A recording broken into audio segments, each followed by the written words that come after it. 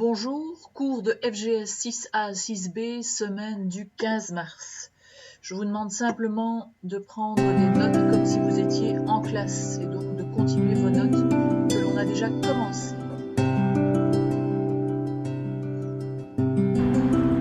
Je pense que la ville de demain ne sera plus inerte. Elle ne sera plus énergivore, mais bien éco-responsable. La ville de demain sera une ville fertile qui va rapatrier la nature et les écosystèmes au cœur de la cité pour assurer la fameuse transition énergétique dont les politiques nous parlent tant. La ville de demain va utiliser des nouvelles technologies low-tech et des technologies high-tech pour implémenter la qualité de vie de chaque habitant. Demain, nos villes pourront être autosuffisantes en énergie, grâce notamment à la construction de bâtiments dits à énergie positive, c'est-à-dire des bâtiments produisant plus d'énergie qu'ils n'en consomment, et ils pourront redistribuer ces plus-values énergétiques aux tissus historiques existants. Donc voilà, premier élément de votre prise de notes, mais je pense que je l'ai fait en 6A, 6B, c'est que pour M. Talbot, ce qui est très important, c'est la transition écologique, la transition énergétique. Donc il voit vraiment un nouveau passage vers de nouvelles villes complètement durables. Alors le premier élément, c'est l'énergie, très très important pour le futur évidemment, on en a discuté, et donc je vous avais expliqué le principe de l'énergie positive pour les bâtiments qui redistribuent leur énergie aux bâtiments historiques. Ce qu'on appelle la Smart City.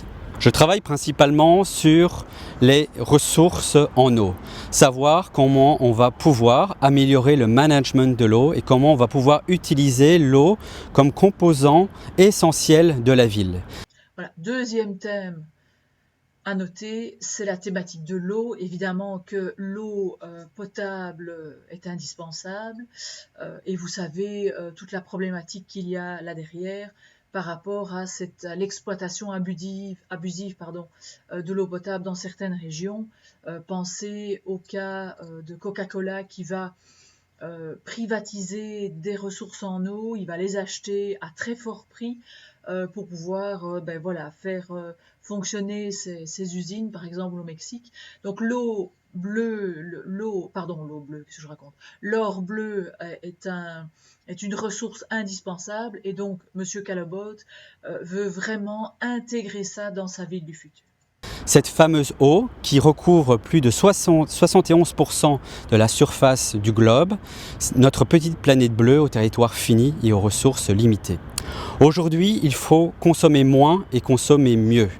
Et il faut faire en sorte d'adopter des comportements éco-responsables pour finalement réinventer notre capitalisme.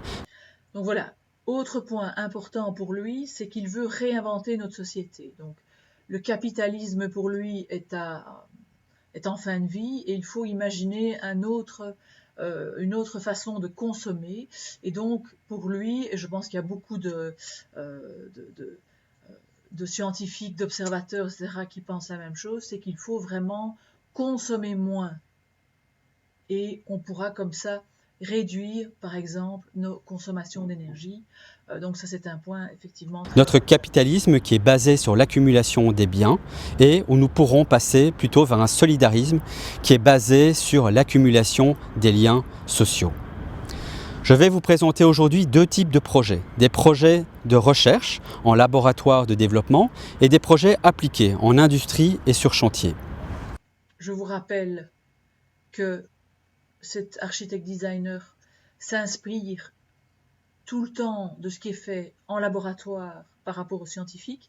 Donc il regarde, il essaye de comprendre toutes les démarches scientifiques dans les labos et il essaye de les appliquer dans ses projets architecturaux. Parmi les projets de recherche, l'un des projets fondateurs de mon agence est le projet Lilipad, une ville flottante bio-inspirée de la feuille de nénuphar Victoria Regia d'Amazonie. Cette ville flottante, vouée au nomadisme en mer, est destinée à accueillir les futurs 250 millions de réfugiés climatiques qui vont apparaître d'ici les 35 prochaines années. Effectivement, suite à la montée des eaux et au réchauffement climatique, certaines parties du globe vont être submergées où certaines terres agricoles vont être salinisées. Ainsi, par exemple, on va perdre 2% du territoire égyptien, 7% du territoire des Pays-Bas, 20% du territoire du Bangladesh et 80% de l'archipel des Maldives et des îles Marshall. Il faut donc aujourd'hui, par anticipation, inventer des nouvelles façons de vivre en osmose avec la nature, de vivre en osmose avec les océans et de prévenir ces phénomènes de migration environnementale. Point suivant, on en a parlé dans les 2 classes, c'est le projet Lilipad avec les réfugiés climatiques. Ça vous avait beaucoup fait réagir. Donc voilà, essayez de vous souvenir un petit peu de ce que l'on a dit pour pouvoir avoir et vous forger un avis par rapport à ce projet un peu particulier d'accueillir des réfugiés climatiques sur un gros nénuphar, une ville flottante. Le second projet de recherche et de développement que je voudrais vous raconter est le projet Hydrogénase. Le projet Hydrogénase est un aéronef du futur, c'est-à-dire un avion qui vient inventer la mobilité aérienne sans utiliser une goutte de pétrole. Voilà. Point suivant, et ça je pense que je ne l'ai pas encore vu dans une des 2 classes, c'est que l'architecte designer pense aussi au futur moyen de communication, qui est un défi évidemment pour la ville du futur, et donc il va s'inspirer d'un projet scientifique en laboratoire par rapport aux algues qui vont émettre un certain gaz pour créer un aéronef, donc un avion, et donc l'idée c'est vraiment ne plus du tout consommer une goutte de pétrole. L'idée est venue en voyant les algues sur les plages de Normandie il y a quelques années. Il faut savoir que ces algues, une fois qu'elles sont mises dans un milieu anaérobie, sans oxygène, permettent de développer un biogaz qui s'appelle le biohydrogène. Celui-ci est plus léger que l'air et pourrait être réimpulsé dans des zeppelins qui seraient en sustentation dans le ciel à la verticale. Ces zeppelins pourraient notamment assurer le transport de fret, toujours sans une goutte de pétrole, en venant ainsi recycler les déchets plastiques microparticulés que l'on retrouve dans les mers et dans les océans. Autre point très important pour lui, il aimerait prendre les déchets plastiques du 7e continent plastique. Donc vous savez que dans l'océan Pacifique, il y a des courants marins qui regroupent tous les déchets plastiques des humains dans une grosse masse comme ça qui est énorme. Et donc lui, l'idée, ce serait d'aller puiser ces plastiques-là, les retransformer et les utiliser à bon escient dans certains projets architecturaux. Ainsi, au XXIe siècle, dans une économie solidaire et circulaire, on pourrait donc transformer tous nos déchets en ressources naturelles, recyclables à l'infini, pour imaginer finalement la mobilité propre du XXIe siècle. Donc, je vous l'ai dit, un des défis, ce sont les déchets. Voir un petit peu, on a vu ça dans le cas de Louvain-la-Neuve avec l'écoquartier, comment est-ce qu'on va faire, etc. Donc ici, l'idée, c'est vraiment de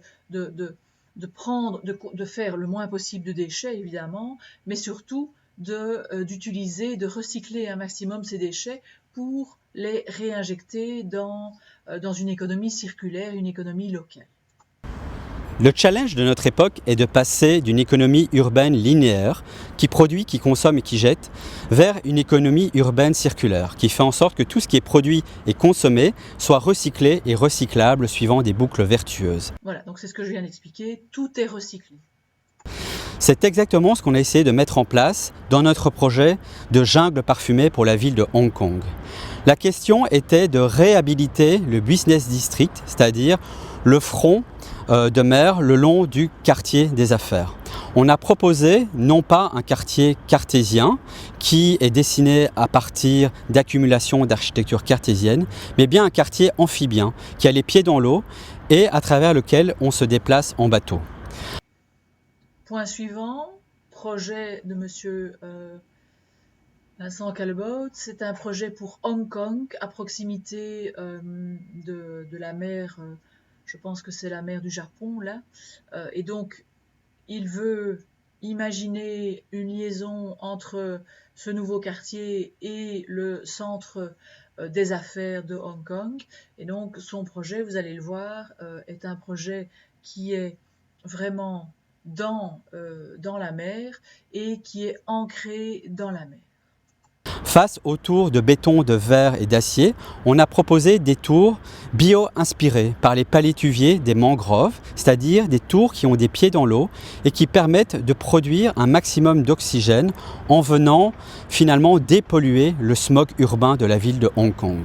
Principe suivant, le biomimétisme. Le biomimétisme, c'est donc cette façon de vouloir transposer les objets, les éléments de la nature dans la ville. Et donc ici, l'idée c'est le palétuvier, donc c'est un arbre qui vit dans les mangroves. Et donc aussi un très chouette projet de pouvoir dépolluer le smog. Je suppose que vous voyez ce que c'est le smog, c'est une sorte de brouillard intense où il y a un taux de pollution important. De temps en temps, il y a ça en Belgique aussi. Mais dans les villes, évidemment, chinoises, c'est quasiment quotidien. Donc pour lui, c'est vraiment important de dépolluer ces villes. Le smog, ce fameux nuage photochimique de pollution qui est un mélange de CO2, de NOx, de poussière et d'humidité. Un autre urbanisme aujourd'hui est donc possible, même dans nos grandes mégapoles. Notre rôle en tant qu'architecte et urbaniste éco-responsable est de dresser des ponts entre la recherche fondamentale en laboratoire et la recherche appliquée en industrie. Je vais donc également vous expliquer quelques projets qui sont en cours d'étude, comme par exemple le projet Coral Reef, le projet de récif corallien qui est actuellement en étude pour la ville de Port-au-Prince à Haïti. Autre projet, Haïti, Port-au-Prince. Il va imaginer, donc on est dans l'ancien port, je pense, un projet qui va s'inspirer du corail. Donc là, l'élément naturel, c'est le corail. Et il va superposer des containers. Donc le container, ça fait un lien avec les ports, évidemment. Et il va structurer tous ces containers pour avoir une forme globale de récif corallien. Le concept est de réhabiliter un pier existant dans le port industriel de la ville de Port-au-Prince. On a donc travaillé à partir d'un container qui est préfabriqué, standardisé en usine, et tous ces containers viennent se superposer les uns sur les autres à travers une grande forêt, une grande oasis urbaine. Ils viennent ainsi créer un récif corallien sous forme de 2 grandes vagues qui sont recouvertes de végétation en proposant à chaque habitant de venir cultiver sur les toits de ce bâtiment tous les fruits et tous les légumes biologiques qu'ils pourront cultiver et ensuite préparer dans leur cuisine. Ce bâtiment utilise notamment la force des marées, le mouvement des vagues et le différentiel thermique qu'il y a entre les eaux de surface et les eaux de profondeur pour venir se bioclimatiser naturellement. C'est donc véritablement un projet autosuffisant en énergie qui produit toute l'énergie qu'il a besoin, que cette énergie soit électrique, calorifique, frigorifique ou même alimentaire. Projet ici très intéressant. Il prend la force des marées, la force de l'océan et il va la transformer dans une énergie qui va être exploitable dans ces bâtiments, dans ces containers, que ça soit pour le chauffage, que ça soit pour l'électricité, etc. Donc assez ingénieux. Un autre projet passionnant sur lequel nous travaillons actuellement est le projet Solar Drop, qui s'appelle en français la goutte solaire et qui est planté sur un pier au cœur de la mer d'Oman à Abu Dhabi. La question posée par notre client était de transformer un pier en béton, c'est-à-dire une avancée en béton sur la mer, en un centre aquatique éco-responsable. Nous avons proposé de venir envelopper les piscines, les hammams, les spas par une grande coupole bioclimatique qui est capable par son inertie thermique de venir bioclimatiser naturellement l'air ambiant. Cette grande coupole est recouverte de végétation et elle est incrustée de cellules photovoltaïques et thermiques produisant l'eau chaude sanitaire et toute l'électricité dont le centre a besoin. La spécificité est que nous avons travaillé avec des jardiniers, mais non pas des jardiniers qui cultivent la terre, mais des jardiniers qui cultivent la mer, pour venir véritablement planter un jardin corallien tout autour de ce centre aquatique pour développer la faune et la flore endémique subaquatique locale. Ainsi, en enfilant votre combinaison de plongée, vous pourrez aller vous promener dans ce jardin subaquatique qui est entrelacé à travers 9 maisons flottantes qui viennent ponctuer justement ce centre aquatique. Maintenant, je vous propose d'embarquer à bord de notre jardin flottant qui s'appelle Physalia. Il est directement inspiré de la méduse du même nom. C'est un jardin flottant, pneumatique, recouvert de végétation et d'une couche de nanoparticules qui lui permettent de recycler les éléments polluants qui se trouvent dans les fleuves européens. À bord de ce Physalia, nous arriverons dans la ville. Donc très intéressant comme projet pour les fleuves européens. Donc le Danube, la Meuse, la Seine, etc. Son idée, c'est vraiment de créer une sorte de gros bateau comme ça flottant qui va dépolluer au fur et à mesure de son passage les fleuves européens. De Paris. Non pas Paris en 2015, mais bien Paris en 2050. Cette ville qui sera devenue pionnière dans la transition énergétique post-carbone, post-fossile, post-nucléaire, post-insecticide.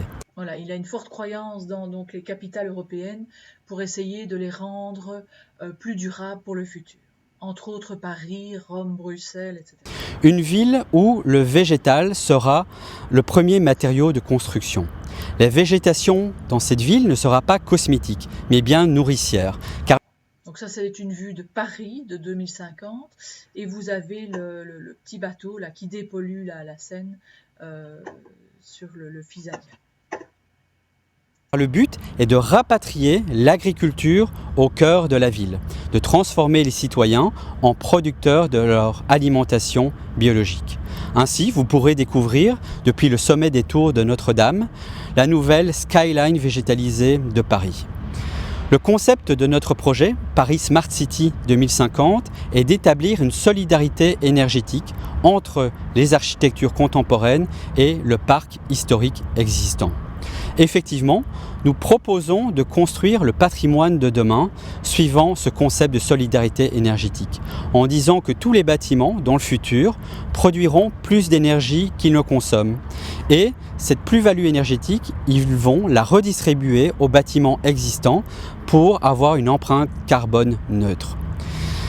Voilà, donc c'est l'énergie, les bâtiments en énergie positive qu'on a expliqué au début. La transmission de cette plus-value énergétique se fera via une smart grid. Une smart grid, ce n'est rien d'autre, par exemple, qu'un Facebook de l'énergie, où au lieu d'échanger vos photos de vacances et vos bons petits plats au restaurant, vous échangerez l'énergie que votre copropriété produira. Ainsi, finalement, on va réellement, en profondeur, réinventer notre société.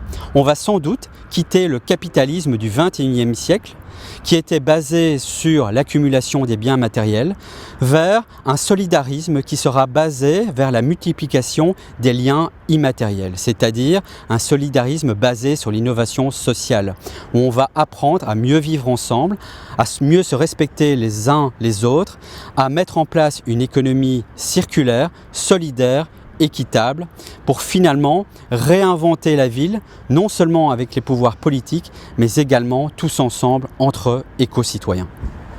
Au cœur du carrefour de crise dans lequel nous nous trouvons aujourd'hui, nous avons tous besoin de retrouver notre esprit d'enfant. Nous avons tous besoin d'utiliser notre imaginaire comme valeur concurrentielle pour porter un message d'espoir pour les populations futures. Je voudrais terminer mon exposé par la lettre que j'ai reçue d'une adolescente de 2065. Cette adolescente s'appelle Océane, c'est une aquanaute. Elle vit au cœur des océans, dans une ville qui a été imprimée à partir des déchets plastiques du fameux 7e continent. Vous savez, ce 7e continent qui est constitué de tous les déchets plastiques que nous, les terriens, nous avons rejetés en mer. Eh bien, Océane, elle, a développé une vie amphibienne qui se développe aussi bien au-dessus du niveau de l'eau qu'en dessous du niveau de l'eau. Ou peut-être que nous, les terriens d'aujourd'hui, nous deviendrons les mériens de demain. À travers des projets comme Aikorea, cette ville subaquatique, nous pouvons lutter contre l'acidification des océans. Par le biomimétisme, par le biomorphisme, par la bionique, nous pouvons véritablement construire des nouveaux modes de vie sobres en carbone. Nous pouvons recycler tous les déchets, nous pouvons réparer cette pollution qu'est le 7e continent et prouver que finalement nous pouvons retrouver cette juste symbiose originelle dans le couple homme-nature.